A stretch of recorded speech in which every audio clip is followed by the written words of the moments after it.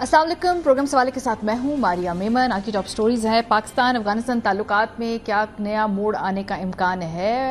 इसहाक डार साहब जब चीन गए तो वहाँ पर हमने देखा कि एक तस्वीर सामने आई जिसमें चीन, अफगानिस्तान, पाकिस्तान तीनों की आला क़यादत वहाँ मौजूद थी।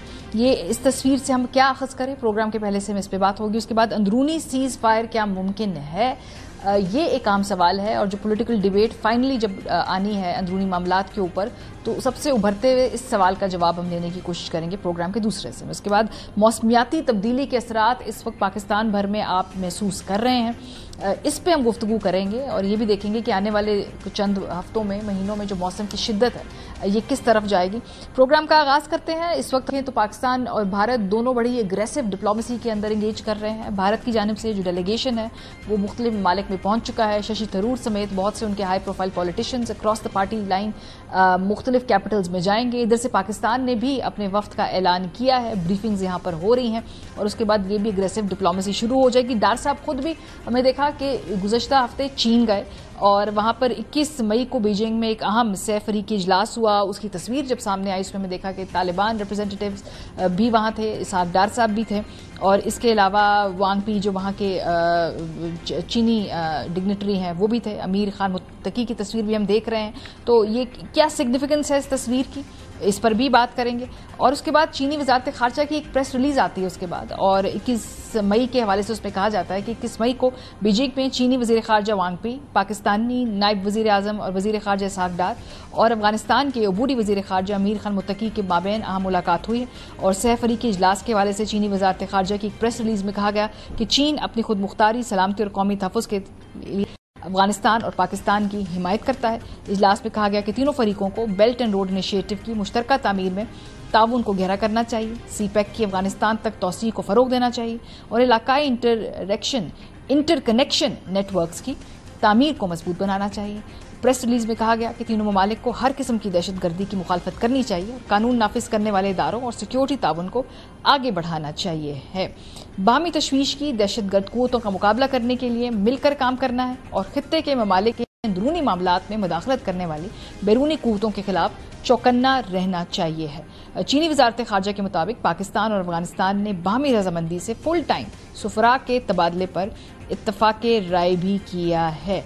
और ये भी इस स्टेटमेंट के बाद हमने देखा कि हमारे वजीर खारजा नायब वजीर आज़म इसहाक डार साहब की स्टेटमेंट सामने आई। उन्होंने कहा कि अफगानिस्तान और चीन ने इस बात पर इत्तफाक राय किया है कि दूसरे की जो सरजमीन है, चाहे वो TTM हो, TTP हो, BLA हो, मुजीब ब्रिगेड हो, इस्तेमाल नहीं होगी किसी दूसरे मुल्क पे दहशतगर्दी करने के लिए। जरा देखिए।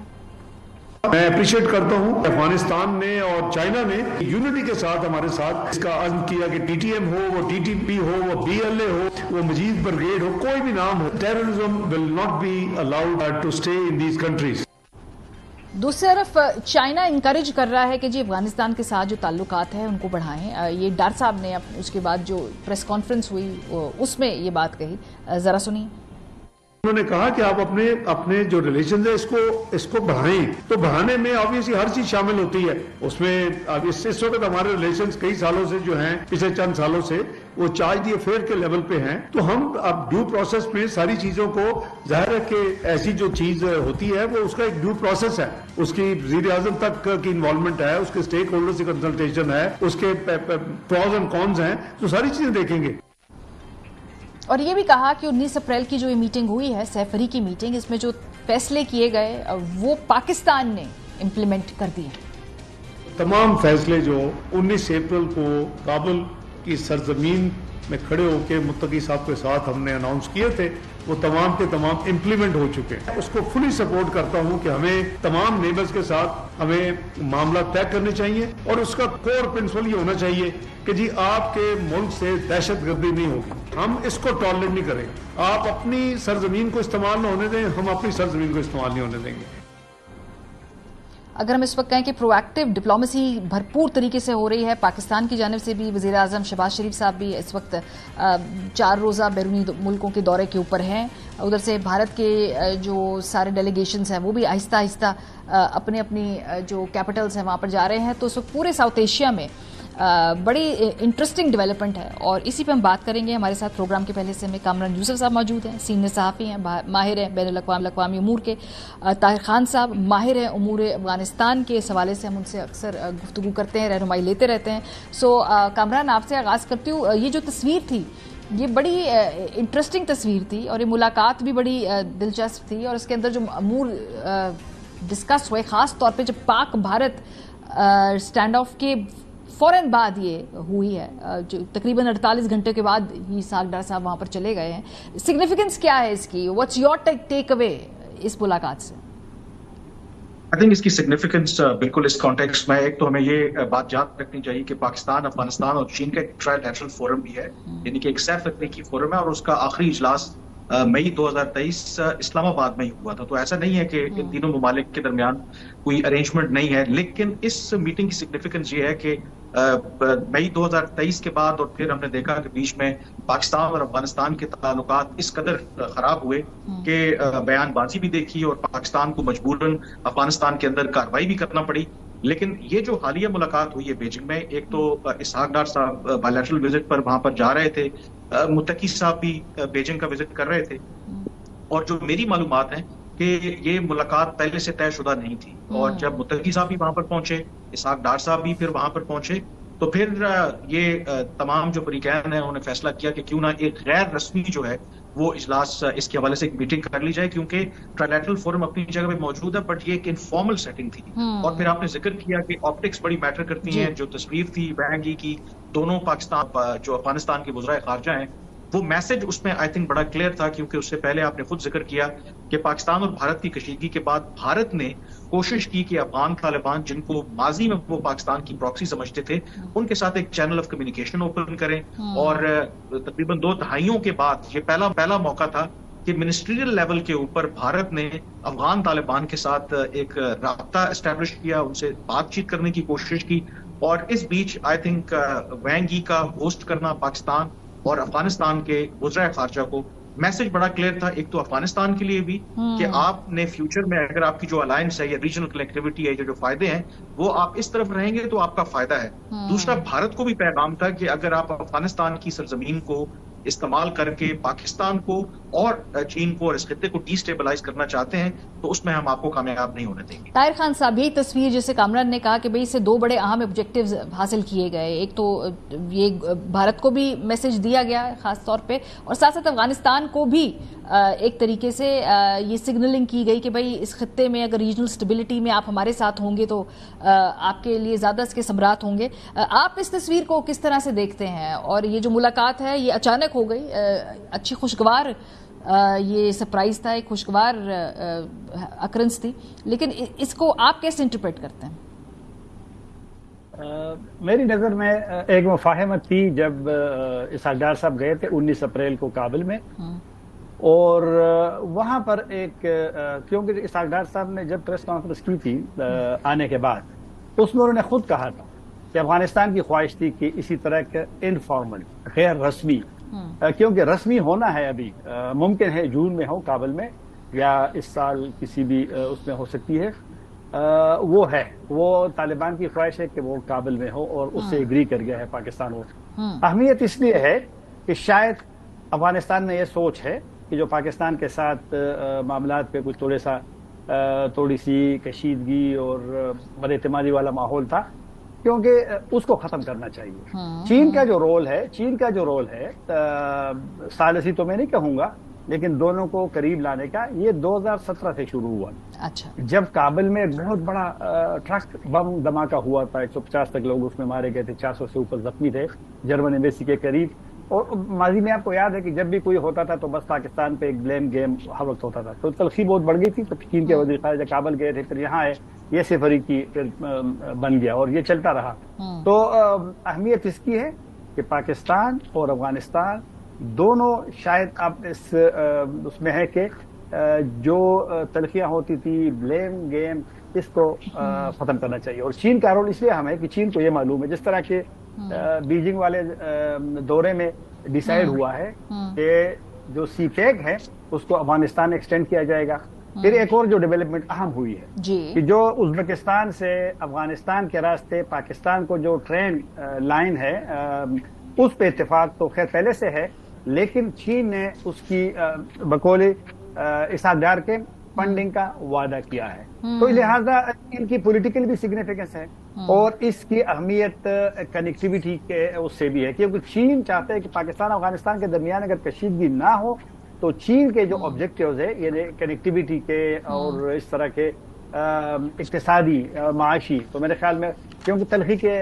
ماحول میں تو یہ چیزیں نہیں ہو سکتی، تو میرے خیال میں اس کی اہمیت تصویر کی بھی ہے اور پاکستان افغانستان میں خود بھی احساس ہو گیا ہے کہ جو ہر وقت ایک دوسرے پہ بلیم گیم، اور کچھ پاکستان شاید تھوڑا سا مطمئن ہے اب افغان طالبان کی حکومت سے، اچھا ٹی ٹی پی کا مسئلہ نہیں حل ہوا، لیکن پاکستان جو کہتا ہے کہ افغان پی ٹی پی کے ساتھ مل کر پاکستان میں حملے کرتے ہیں، اور کافی سارے نام سامنے آئے تھے، پھر ان کو ہیرو بھی پیش کیا جاتا رہا، پھر وہاں جنازے ہوتے تھے، تو پاکستانیوں کو اب افغان طالبان نے جو حالیہ آنا جانا کافی زیادہ ہوا ہے، اس میں انہوں نے کہا کہ جو افغان جاتے تھے واپسی پہ ان کو گرفتار کیا گیا ہے، ان کو ڈالا گیا ہے، اور جس طرح وہ جنازے ہوتے تھے ان کا راستہ روکا ہے، علماء کو وہاں پر ایک وارننگ دی گئی ہے کہ اسی طرح اگر کوئی، کیونکہ یہ افغان طالبان کا فتویٰ جاری ہوا تھا۔ صحیح، یہ جو آپ کہہ رہے ہیں کہ پاکستان کو بھی تھوڑا سا اطمینان ہے، اسی بحث کو میں تھوڑا آگے لے کے جاتی ہوں کامران، یہ کہ جو میرے پاس سامنے اعلامیہ ہے نا، اس میں ایک بڑی انٹرسٹنگ آفر ہے، وہ کہ جی سی پیک کے اندر انکلوژن آفر کی گئی ہے افغانستان کو، اس کے علاوہ جو road and belt and road initiative ہے بی آر آئی، اس میں کہا گیا جی کہ آپ کولیبوریٹ کر سکتے ہیں، سو فائنلی وہ ٹریڈ کے ذریعے جو دوریاں تھیں ان کو قریب لانے کی کوشش بھی کی جا رہی ہے۔ ہم دیکھ رہے ہیں کہ آپ بھی دیکھ رہے ہوں گے سوشل میڈیا پہ بھی، انڈیا میں جو پیسز بھی چھپ رہے ہیں، دے ٹرائنگ ٹو وو افغانستان، اگر وہ چاہ رہے ہیں کہ افغانستان کے ساتھ ان کے جو تعلقات ہیں وہ قربت اختیار کریں، تو اس کانٹیکسٹ میں جب یہ آپ ٹریڈ انیشیٹو دیتے ہیں، اس کا کتنا امپیکٹ ہے؟ آئی تھنک جو چین کی حکمت عملی ہے، دیکھیں جب ابھی طاہر خان صاحب بات کر رہے تھے ٹی ٹی پی والا معاملہ، ڈونٹ فرگیٹ کہ چین کے بھی ان کے جو ای ٹی آئی ایم ہے، ایسٹ ترکستان اسلامک موومنٹ، وہ چین کے لیے اتنا ہی بڑا خطرہ ہے، ان سے اتنا ہی ان کو کنسرن ہے جتنا پاکستان کو ٹی ٹی پی سے ہے۔ فرق یہ ہے کہ یہاں پر چینی جو ڈپلومیٹس ہیں ان سے بھی بات ہوتی ہے، ان کی جو ڈپلومیسی ہے وہ تھوڑی ڈفرنٹ ہے، وہ افغان طالبان کے ساتھ بات چیت کر کے ان کو انسینٹیوز دے کر کے، آپ نے سی پیک کی بات کی، بیلٹ اینڈ روڈ انیشیٹو کی بات کی، وہ افغان طالبان کو یہ سمجھا رہے ہیں کہ دیکھیں آپ اگر ان دہشت گرد گروہوں کو اپنے یہاں پالیں گے تو آپ کے لیے مسائل ہوں گے، اگر آپ ہمارے ساتھ تعاون کریں گے، آپ کی معیشت کو ضرورت ہے انویسٹمنٹ کی، آپ کو پیسہ چاہیے میگا انفراسٹرکچر کے لیے، تو ہم آپ کی مدد کریں گے۔ تو جو چین کا ایک طریقہ کار ہے وہ بنیادی طور پر وہ ان کو انسینٹیوائز کر رہے ہیں، اور یہ بھی اس کا پرپز ہے، اور دوسرا اس کا جس طرح بھارت کی ابھی انٹری ہوئی ہے تو وہ بھی ان کو یہ بتانا چاہ رہے ہیں کہ پہلے ہی افغانستان بہت سے مسائل سے دوچار ہے، مختلف دہشت گرد تنظیمیں یہاں پر پنپ رہی ہیں، اور اگر آپ بھارت کے ساتھ مل کر کام کریں گے، اور بھارت کا ایجنڈا تو بڑا کلیئر ہے کہ وہ پہلے بھی استعمال کرتے رہے ہیں، وہ اس کو سبورسو ایکٹیویٹیز کے لیے استعمال کرنا چاہتے ہیں، اینڈ آئی ایم شیور کہ جو افغان طالبان ہیں وہ بڑے شروڈ ہیں اس حوالے سے، آئی ڈونٹ تھنک سو کہ وہ اس طرح وہ کام کریں گے، کیونکہ ان کو اچھی طرح سے پتہ ہے۔ تو جو انٹائر جو ایکسرسائز ہے چین کی، وہ بنیادی طور پر یہی ہے کہ آپ ہمارے ساتھ تعاون کریں، جو سیکیورٹی کے کنسرنز ہیں ان کو ایڈریس کریں، بدلے میں ہم آپ کو کیا کریں گے، آپ کے ملک کو اسٹیبلائز کریں گے، آپ کے یہاں انویسٹ کریں گے، اور یہی جو فارمولہ ہے انہوں نے پاکستان کو بھی بتایا کہ دیکھیں افغانستان سے ٹھیک ہے آپ نے ایک ہارڈ کور پالیسی بھی اپنائی، لیکن بات چیت کے ذریعے آہستہ آہستہ ہو سکتا ہے کہ پروگریس سلو ہو، جس طرح طاہر خان صاحب نے بات کی ہے، بالکل یہ بات درست ہے کہ ایک کام جو افغان طالبان نے اس دفعہ کیا ہے کہ کم از کم جو ان کے افغان شہری ٹی ٹی پی کے ساتھ مل کر یہ جو کاروائیاں کرتے تھے اس کے حوالے سے انہوں نے سالڈ سٹیپس بھی لیے ہیں اور ان کے خلاف کاروائی بھی کی ہے۔ انفیکٹ جو پہلگام حملے کے بعد ہم نے دیکھا کہ نارتھ وزیرستان سے 2-3 دن کے اندر کوئی 71 لوگوں کو پاکستان نے دہشت گردوں کو مارا، اور وہ افغانستان کی سائڈ سے آ رہے تھے، بیشتر اس میں افغان شہری تھے، اور میری اطلاع کے مطابق افغانستان میں جو لوگ اس تشکیل کو آرگنائز کروا رہے تھے ان کو گرفتار بھی کیا افغان طالبان نے۔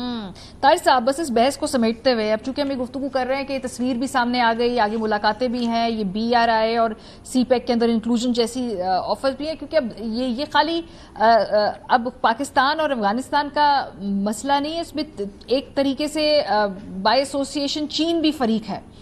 اب آپ کو لگتا ہے کہ جو یہ دونوں ممالک کے درمیان تعلقات ہیں کیونکہ کسی نئے موڑ پہ آئے ہیں، کیا کوئی یہ نئی اسٹریٹجی جو ہے یہ کارآمد ہو سکتی ہے جس میں اب ٹریڈ پارٹنرشپ؟ ہاں میرے خیال میں بالکل ہو سکتی ہے. ٹریڈ پارٹنرشپ تینوں کا تو مطلب ہے کہ وہ اس کی تو بہت بڑی اہمیت ہے, لیکن میں تھوڑا سا آپ کو بایوڈیٹل بتاتا ہوں کہ اسی پاکستان کا جو مالیاتی سال جولائی سے لے کر کے مارچ تک, جو ابھی تو خیر جون تک جاتا ہے, لیکن مارچ تک پاکستان کے افغانستان کو جو ایکسپورٹس ہے, برآمدات ہے, 33%, یہ آفیشیل فگر میں آپ کو بتا رہا ہوں, 33% اضافہ ہمارا ہوا ہے, اور اس طرف سے افغانستان سے پاکستان کو 16% ہوا ہے. یہ میں آپ کو اکنامک, اور ابھی چند دن پہلے پاکستان نے اور بھی ان کے لیے انسینٹیوز کا اعلان کیا ہے کہ پہلے مثلا ان کے جو امپورٹرز ہے وہ بینک گارنٹی, ان کے ساتھ بینک گارنٹی لازم تھا, اب ان کو انشورنس گارنٹی کا آپشن دے دی کہ آپ کر سکتے ہیں. 10% کچھ چیزوں پہ ٹیکس بھی کم کر دی. تو لہٰذا چین کا تو بیسیکلی یہی ہے نا کہ چین اگر پاکستان میں خرچ کر سکتا ہے بلینز آف ڈالرز, تو وہ تو افغانستان میں بھی کر سکتا ہے, کیونکہ پھر سنٹرل ایشیا ہے. افغانستان کیوں زیادہ انٹرسٹڈ ہے کہ جو واخان کوریڈور ہے جو بدخشان کو ملاتا ہے سنکیانگ صوبے سے, ابھی تک شروع نہیں ہوا, لیکن افغانستان چاہتا ہے کہ چین کے ساتھ ایک الگ بھی ان کا راستہ ہو, کیونکہ وہاں پہ سیکورٹی کافی سارے ایشو ہے.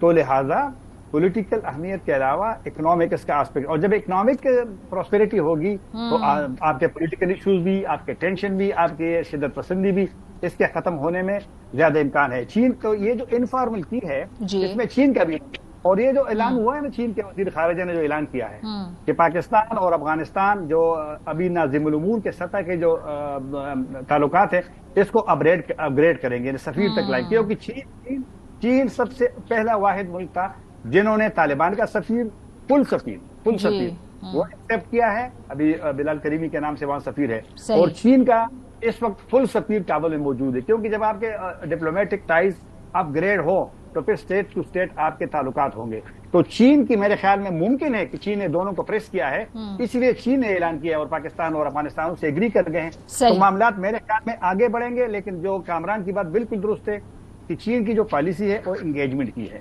وہ پریشر اور دباؤ کی نہیں ہے. میرے خیال میں انگیجمنٹ آپ کریں گے تو مسائل کی حل کی طرف جا سکتا ہے. سر میرا خیال ہے شاید ایک پالیسی کو تبدیل کر کے ایک نئے فریش پرزم سے دیکھنے کی ضرورت بھی ہے. اور بہت شکریہ, ہمارے ساتھ طاہر خان صاحب موجود تھے, نیوز صاحب موجود تھے. بریک پہ جائیں گے, واپس آئیں گے تو ذرا اندرونی سیاست کے حوالے سے بھی بات کریں گے. ہمارے ساتھ رہیے. Welcome back. چونکہ ساتھ ساتھ ہم ہر گزشتہ ایک مہینے سے پاکستان کے جو اندرونی اور بیرونی چیلنجز کا ذکر تو کر ہی رہے ہیں, لیکن تھوڑا سا ذرا اندرونی سیاست کی طرف دوبارہ لوٹتے ہیں پروگرام کے سیگمنٹ میں. اندرونی سیز فائر بھی ہونا چاہیے ہے, یہ بیان سب سے پہلے آپ نے تحریک انصاف کے چیئرمین بیرسٹر گوہر سے سنا, اور انہوں نے کہا جی کہ پاکستان نے بیرونی طور پر تو اپنے چیلنجز کو کافی حد تک مینج کیا ہے, کہ اندرونی چیلنجز کے لیے بھی سیز فائر ہونا چاہیے. اس پہ کیا کہنا تھا بیرسٹر گوہر کا, سنیے. جب انڈیا کے ساتھ سیز فائر ہوا, اب سیاسی بھی سیز فائر ہونا چاہیے, سیاسی مسائل جو ہے اس میں بھی نرمی آنی چاہیے. رانا ثناء اللہ سینئر وزیر ہے, سیاسی امور کے مشیر بھی ہیں وزیر اعظم صاحب کے, انہوں نے کہا جی ہونی چاہیے گفتگو, ہونی چاہیے بات چیت, لیکن پری کنڈیشنز اس پہ نہیں ہونی چاہیے.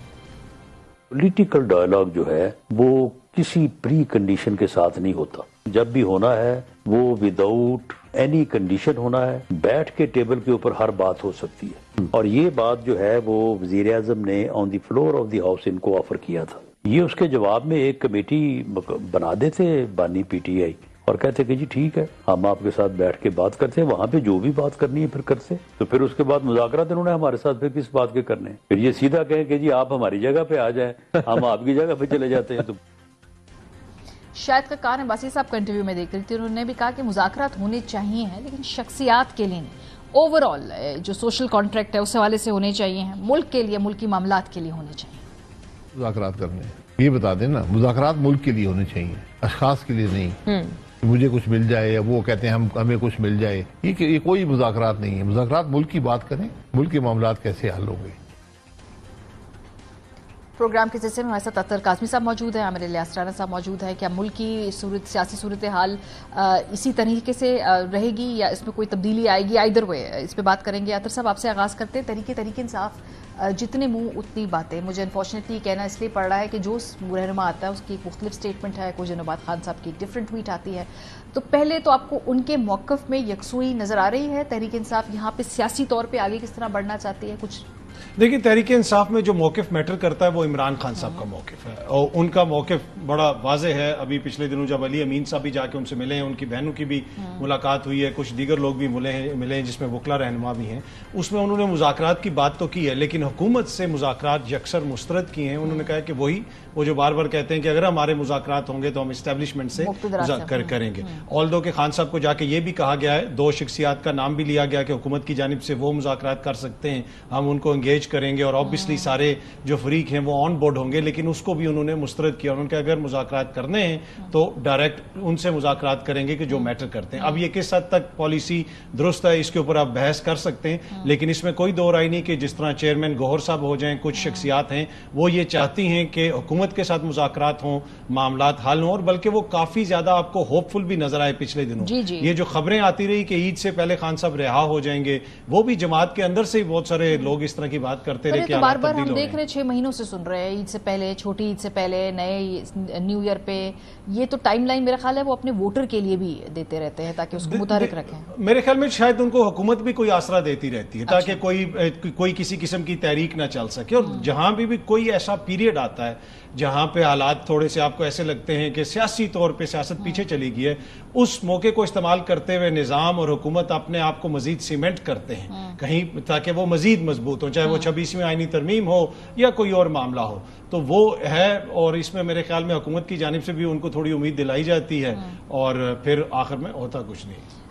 رانا صاحب، اس وقت آپ کو لگتا ہے کہ جس طرح سیاست ہے ایسے ہی رہے گا، یا کوئی اس کے اندر جو اندرونی سیز فائر کی بات بیرسٹر گوہر صاحب کرتے ہیں، کہیں حکومتی حلقوں میں یہ سوچ ہے کہ یہ ٹیمپریچر کو بھی سیاسی طور پہ نیچے لے کے آنا ہے، یا ٹھیک ہے کام چل رہا ہے، حکومت کو ضرورت نہیں ہے ابھی فی الحال، یہ جس طرح سے سیاسی نظام ہے، جس طرح جو جہاں جدھر کھڑا ہے، یہ ایسے ہی نظر آ رہا ہے آپ کو آنے والے چند مہینوں میں؟ دیکھیں ماریا، حکومت کی طرف سے وزیر اعظم نے پارلیمنٹ کے فلور پہ ابھی پاک انڈیا جنگ کے دوران ایک بڑی مثبت آفر کی۔ ہونا تو یہ چاہیے تھا کہ سیاسی ذہن جتنے بھی پی ٹی آئی کے لوگ ہیں وہ خان صاحب سے جس طرح وکلا مل رہے تھے، وکلا کے ذریعے سے ہی ایک لیٹر لے لیتے کمانڈ کا کہ جناب ان شرائط پہ کہ ہم گفتگو کرتے ہیں، پھر فیصلہ تو آپ نے کرنا ہے۔ لیکن ہوا کیا، بجائے اس کے کہ اس آفر کو اپنے حق میں استعمال کرتے، ان لوگوں نے یہ کام کیا کہ پہلے تو خوش ہوئے کہ ہاں جی، کیونکہ اسٹیبلشمنٹ کی طرف سے بھی ایک گفتگو موجود تھی۔ اچھا، اب اس گفتگو کو آپ اس طرح لیں، میں نہیں کہہ رہا کہ وہ اسٹیبلشمنٹ کی آفر تھی، میں نہیں کہہ رہا وہ پی ٹی آئی کے لوگوں کی آفر تھی، لیکن وہ دونوں کی باہم گفتگو تھی کہ آپ حکومت کے ان لوگوں کو جن کے ساتھ آپ سمجھتے ہیں کہ آپ ایزی ہیں، جیسے ایاز صادق ہیں، رانا ثناء اللہ ہیں، جو پولیٹیکل بات کرتے ہیں، اس طرح کے لوگوں کو لے کے، اور بیچ میں اسٹیبلشمنٹ بھی بیٹھے، کیونکہ اسٹیبلشمنٹ نے وعدے کر دیا تھا کہ ہماری کوئی حکومت سے کٹی تو نہیں ہوئی، آپ کی طرح کوئی لڑائی تو نہیں ہوئی کہ ہم دوسروں کے ساتھ بیٹھ جائیں اور ان کو چھوڑ دیں حکومت کو۔ بالکل ہی، وہ تو دونوں ایک ہے، جنگ بھی جیت لی ماشاءاللہ۔ میں نے تو وہ مناظر دیکھے ہیں پریزیڈنسی میں، فیلڈ مارشل آرمی چیف کے پرائم منسٹر کے ساتھ، پریزیڈنٹ کے ساتھ میں وہاں موجود تھا۔ بہت کچھ جو ہمیں دیکھا، ہم نے سنا، ہم نے اس کو رپورٹ بھی نہیں کیا ہوا، لیکن مجھے نہیں سمجھ آتی کہ جو لوگ دور کی کوڑیاں لے کے آتے ہیں، جیسے ایک رات ملاقات کرا دی گئی، میں نے اس دن وہ چڑیا 128 بھی تھی تو اس کے اوپر پوچھا تو رات 11:29 پہ میں نے ٹویٹ کیا کہ 6 کو کوئی ملاقات نہیں ہوئی، نہ کوئی وجہ تھی، نہ کوئی، وہ ہر طرف سے اطلاع آئی۔ ابھی میں نے پوچھا ہے آپ کے اس پروگرام کی ریکارڈ سے پہلے، میں نے ٹویٹ بھی کیا ہے کہ وہ کہہ رہے ہیں یہ فیک نیوز ہے، اور میں نے ان سے پوچھا ہے جن کے پاس نالج ہوتی ہے۔ ظاہر ہے میرے تو اپنے کوئی وہ نہیں ہے نا کہ میں ڈائریکٹ بٹن دباؤں گا تو انفارمیشن باہر آ جائے گی اے آئی والی، یہ براہ راست پوچھنے پہ ہی پتہ چلتا ہے۔ صحیح۔ تو اصل میں ہونا یہ چاہیے کہ پی ٹی آئی ایک اٹل سیاسی قوت ہے، ان کے سیاسی لوگوں کو خان صاحب کے ساتھ ڈائیلاگ کرنا چاہیے، یہ بعد میں ہوگا کسی کے ساتھ ڈائیلاگ، کہ خان صاحب کو قائل کریں کہ راستہ ہم نے آپ کا بنانا ہے، کیونکہ جو رسہ کشی تھی، جو چڑھائی تھی، جو اسلام آباد پہ چڑھائیاں کر کر کے تھک گئے تھے، وہ زیرو ہو چکی، اور آج وہ مٹیریل بالکل نہیں ہو رہی ان کی کسی قسم کی پریشر کی کوئی ٹیکس۔ صحیح۔ آج بنتی ہے سیاسی بات کہ سیاسی لوگوں کے ساتھ بیٹھ کے اپنے لیڈر کی ضمانت بھی کرائیں، آگے کیسز کے فیصلے ہوتے چلے جائیں گے. لیکن یہ جو ہر دفعہ ہوتا ہے نا کہ بات چیت کا اشارہ دے کے ایک دم کہہ دیا جاتا ہے کہ نہیں میں بیٹھا ہوں اور اسٹیبلشمنٹ مجھ سے بات کرے, تو جناب وہ نہیں کر رہی آپ کے ساتھ آ کے بات.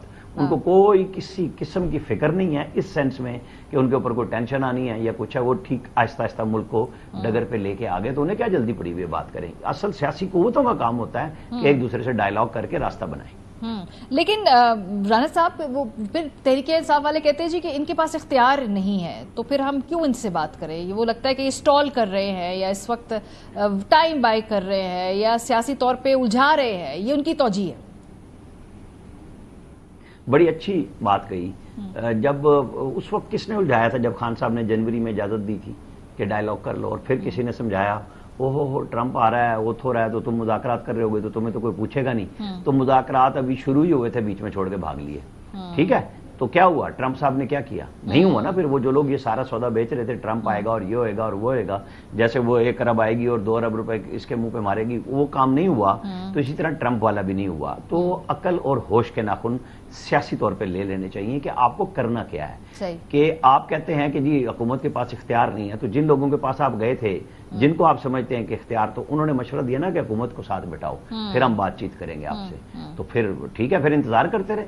پھر تو یہی ہوگا نا کہ آپ پھر گھنٹے اور دن گن کے کہیں گے آج اتوار ہو گئی, اتنے بج گئے, اور چیف جسٹس اسلام آباد ہائی کورٹ نے کہا تھا کہ میں آپ کا کیس لگاؤں گا, اور نہیں لگا. تو پھر کرتے رہیں. بھائی وہ اسلام آباد ہائی کورٹ کی تبدیلیوں میں میں تو پہلا آدمی ہوں جو سب سے پہلے بول رہا تھا کہ یہاں جج بھی نئے آئیں گے اور وہ کام نہیں ہوگا جو پہلے سے جج بیٹھ کے انتظار کیا کرتے تھے, چاہے سپریم کورٹ میں اور چاہے ہائی کورٹ میں. انہوں نے تو پٹیشن میں بھی لکھ دیا, وہ اب آ گیا نا ججز والے میں, کہ جی وہ تو انصاف ہی صرف پی ٹی آئی کو دیا کرتے تھے, ان کا بھی بیڑا گرک کر دیا. سو اطہر, یہ جو گفتگو ہو رہی ہے, حکومت تو بڑی کمفرٹیبل پوزیشن میں ہے. اگر آپ لارجلی دیکھیں تو ٹھیک ہے, اس پہ آپ مختلف نوانسز کے اوپر گفتگو کر سکتے ہیں, لیکن اگر ہم پریکٹیکل ریئل پالیٹکس میں دیکھیں, اس پر حکومت نے کافی حد تک اپنے آپ کو مستحکم کر لیا ہے. اب وہ جو اگر انٹرنیشنلی تعلقات میں کوئی اگر ایک امید تھی تحریک انصاف کو کہ شاید کہیں ٹرمپ کی طرف سے کوئی ٹھنڈی ہوائیں آئیں گی, وہ بھی آپشن بظاہر ہوتا نظر نہیں آ رہا. تو اس میں مذاکرات مجبوری کس کی ہے, گورنمنٹ کی یا تحریک انصاف کی؟ دیکھیں, مذاکرات تو ویسے جو ضرورت ہے وہ تو ملک کی ضرورت ہے. اس وقت اگر حکومت کی کوئی مجبوری نہیں ہے تو حکومت کو بھی انگیج کرنے کی ضرورت نہیں ہے. اس وقت مذاکرات سے انکار کون کر رہا ہے؟ اس وقت مذاکرات سے انکار تو عمران خان صاحب کر رہے ہیں. اب حکومت جو بھی ہو, حکومت کی جو بنیاد ہے اس کے اوپر بہت بڑا سوالیہ نشان ہے. جو کچھ یہاں پہ ہوا, جس طرح بھی رانا صاحب نے بھی فرمایا کہ اسلام آباد ہائی کورٹ میں اب ان کے مقدمات بھی نہیں لگ رہے, تو حالانکہ ان کی درخواست بھی منظور ہو گئی ہے جلدی سماعت والی. اس منگل کا وعدہ بھی تھا کہ اس منگل کو ان کی ضمانت کی وہ پٹیشن بھی لگنی ہے, ابھی تک کاز لسٹ میں وہ چیز بھی سامنے نہیں آئی ہے. تو یہ تو واضح ہے کہ عمران خان صاحب جو ہیں ان کی رہائی کے حوالے سے لوگ برملا کہہ رہے ہیں کہ جی مذاکرات ہوں گے تو کوئی راستہ بنے گا.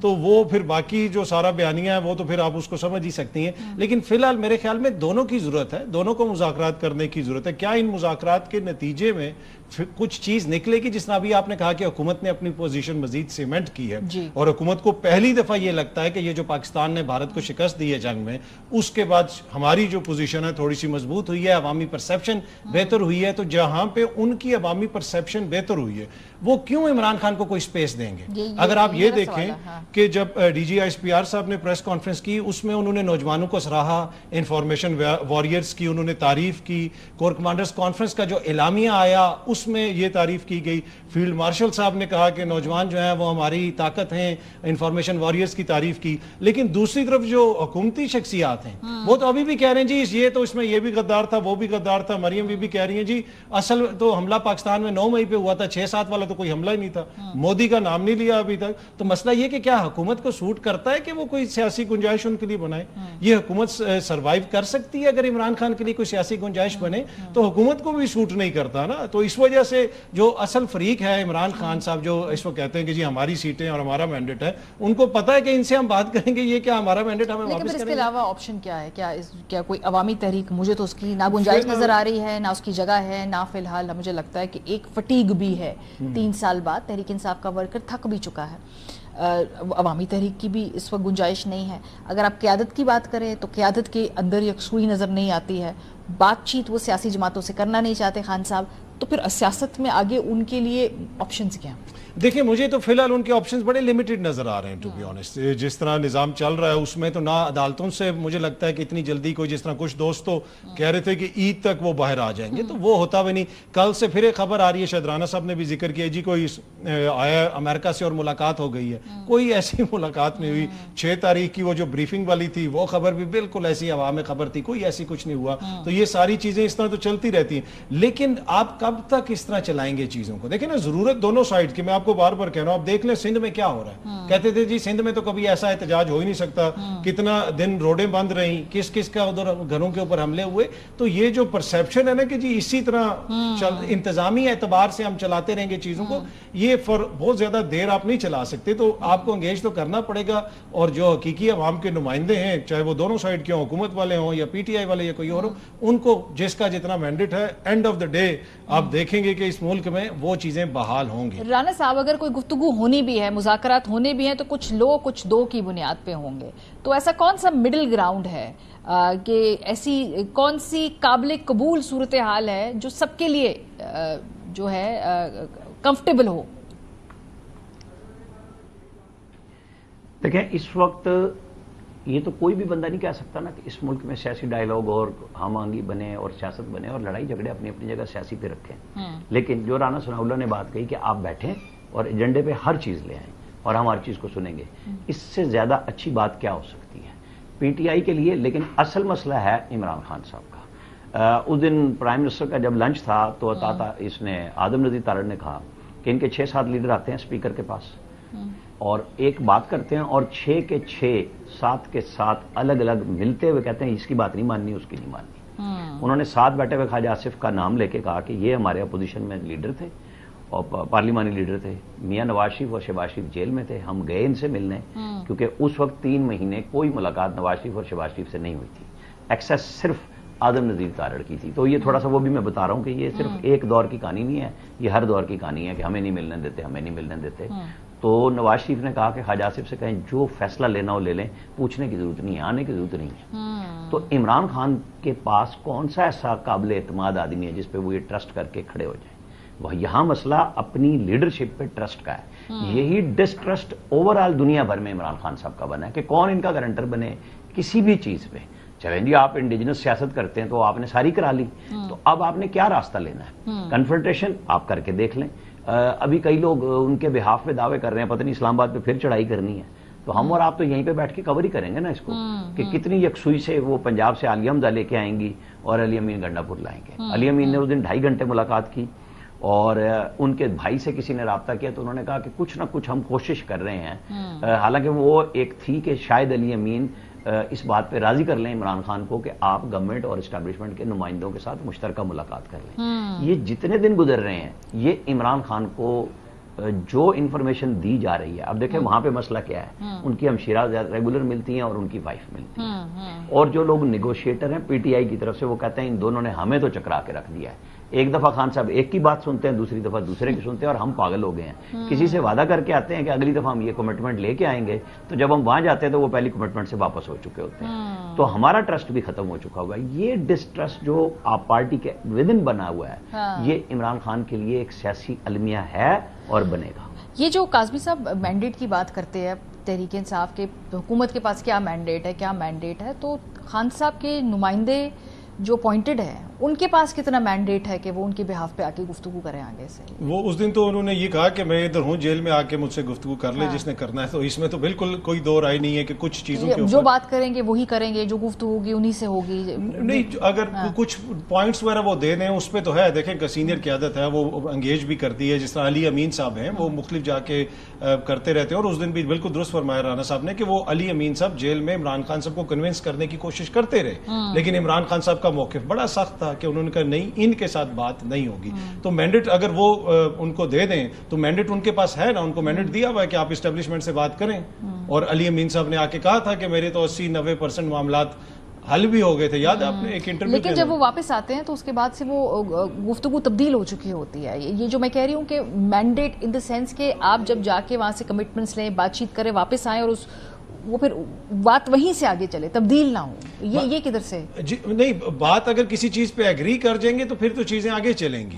अभी तो देखें ना, एक तरफ की बात है ना कि आप हमारी ये बात भी मान लें, आप 2 साल चुप भी हो जाएं, आप सियासत हुकूमत को भी चलने दें, आप बाहर निकल के एहतजाज भी ना करें, आप बनी गाला में शिफ्ट हो जाएं, तो ये सारी बातें है ना। अगर उनको आज का कुछ चीजें ऐसी हो, शराइत हो जिसके ऊपर वो भी मानने के लिए तैयार हैं, तो फिर अली अमीन भी बाख्तियार है, दीगर जो लोग हैं वो भी बाख्तियार हैं। लेकिन आखिरी मरतबा खान साहब ने अपनी जमात में किसी को बाख्तियार फैसले करने के लिए? नहीं, देखें जो इस हद तक जो फैसले हैं वो उनकी पॉलिटिकल लोग करते हैं, लेकिन एंड ऑफ द डे आखिरी फैसला तो मियां साहब का होता है, आखिरी फैसला तो जरदारी साहब का होता है। जब वो लंदन में भी बैठे हुए थे, यहाँ से वजीर आजम काबीना लेके जाता था और उधर जाके मुलाकात होती थी।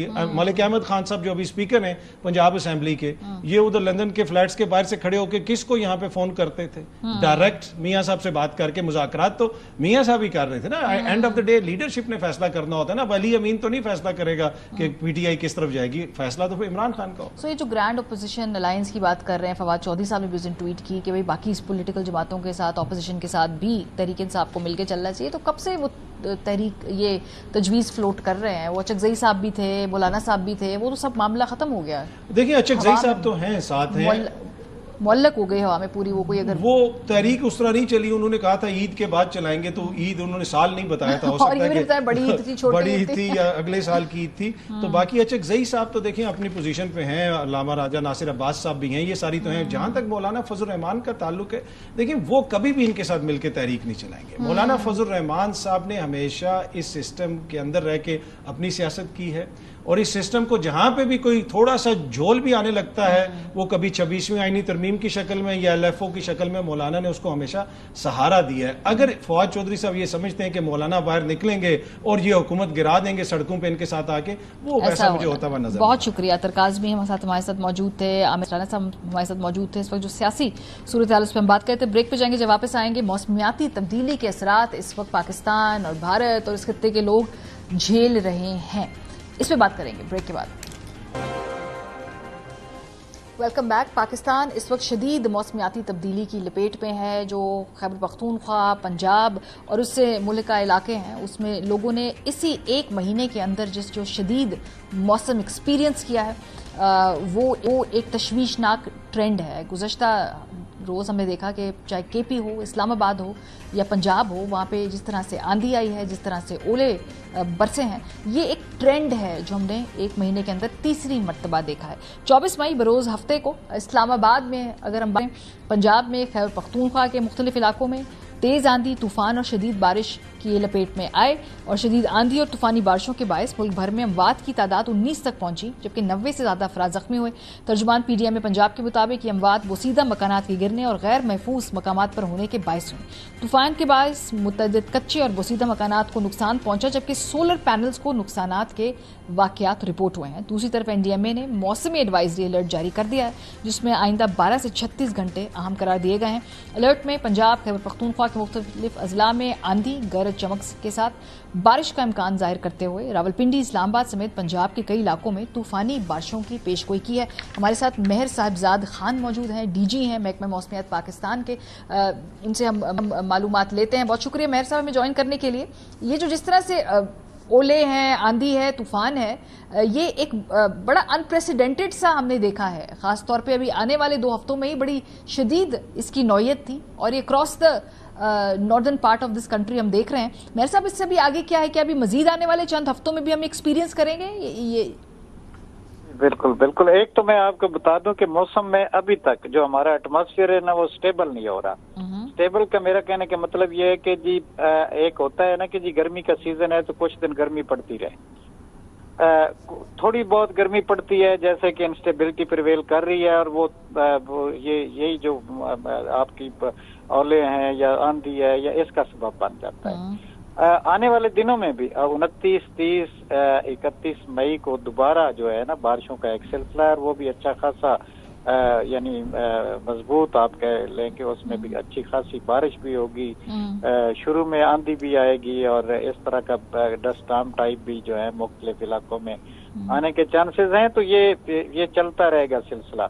और दूसरा मैं आपको ये भी बता दूं कि जो हमारे ग्लोबल फिनोमेनाज या हमारी रीजनल मीटिंग्स हो रही हैं मॉनसून के बारे में, यानी सार्क लेवल पे या साउथ एशियन रीजन जो दूसरा हमारा एक होता है पोखरा रीजन है, सिस्कॉफ है, उनके इंडिकेटर जो है वो ज्यादा मानसून बारिशों के आ रहे हैं। अच्छा। यानी इस साल आप कह सकते हैं कि मानसून की बारिशें जो है वो ज्यादा इम्कानात हैं। तो इस तरह ये जो आने वाले दिन है, प्री मानसून भी अच्छी खासी मानसून लग रही है कि उसमें भी बारिशों के सिलसिले रहेंगे। तो लोगों को खैर हमने अलर्ट जारी कर दिया था, पीडीएमए को भी हमने बता दिया था, एनडीएमए को भी बता दिया था। तो ये अलर्ट तो इसके बारे में हम लेकिन मेयर साहब जो आप ये कह रहे हैं कि ये जो मौसम है जिसकी शिद्दत आप एक्सप्लेन, इसकी वजूहात क्या है? क्या ये एक अननेचुरल फिनोमिना है? इसकी ये क्यों इतनी शिद्दत आ रही है? देखें, अननेचुरल इस हिसाब से है कि मई का महीना ज्यादातर खुश्क जाता होता है, कि शदीद गर्मी का मौसम जो है वो महीना जो है वो मई का महीना होता है। इसमें टेम्परेचर जो है वो हमारे पास तुर्बत में जो है वो 54 डिग्री सेंटीग्रेड भी है। परसों जो था सिब्बी का टेम्परेचर 50.50 भी था।